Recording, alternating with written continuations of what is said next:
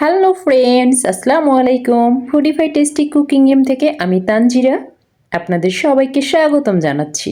দেশ এবং দেশের বাইরে থেকে যারা আমার ভিডিও দেখেন সবাইকে স্বাগতম জানাচ্ছি।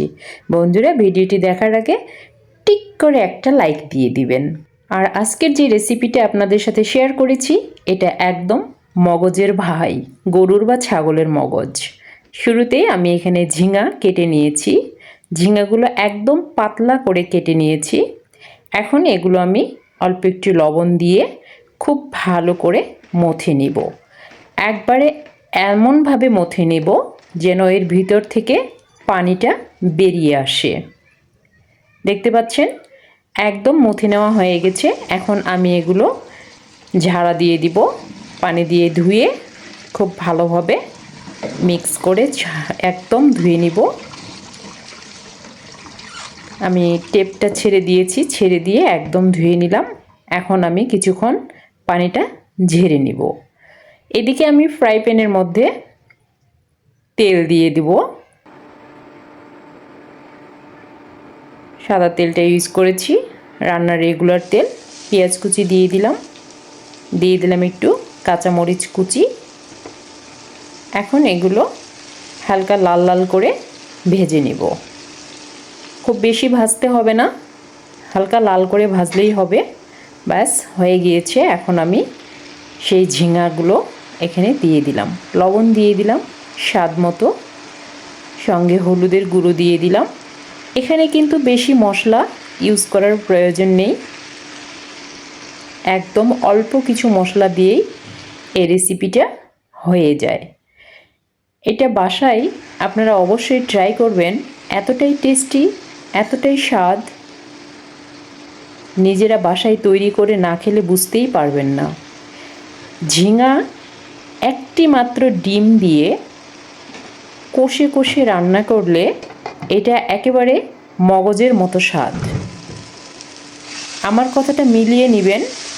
বাসায় যখন আপনি এই রেসিপিটা ট্রাই করবেন, যখন খেতে বসবেন, তখন আমার কথাটা মনে পড়বে যে হ্যাঁ, তানজিরা আপু বলেছিল যে ঝিঙা ডিম দিয়ে এভাবে করে ভাজি করলে একদম নাকি মগজের স্বাদ পাওয়া যায়।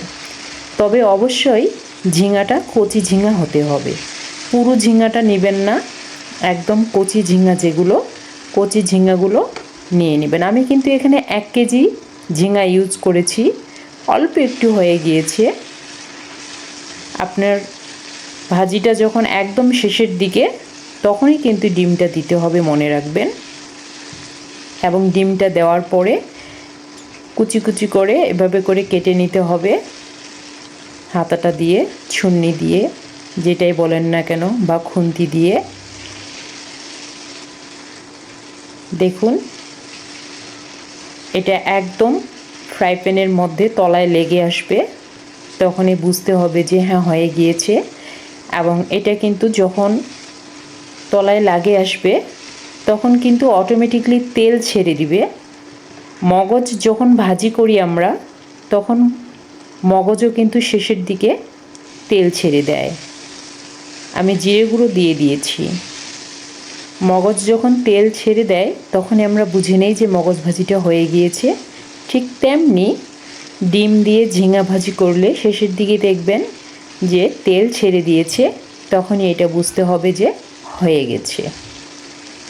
আমার ঝিঙা ভাজিটাও কিন্তু হয়ে গেছে। এখন আমি চুলাটা অফ করে দিব। দেখতে পাচ্ছেন এতগুলো ঝিঙা আমার অল্প একটু হয়ে গিয়েছে। চুলা অফ করে দিলাম।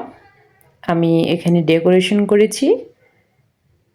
দেখুন, কালারটাও কিন্তু একদম মগজ ভাজির মতো হয়েছে, কালারফুল। দেখতে যেমন সুন্দর, খেতে কিন্তু অনেক টেস্টি। এটা বাসায় ট্রাই করতে ভুলবেন না। এবং গরম গরম ভাতের সঙ্গে গরম গরম এই ভাজিটা অনেক টেস্টি।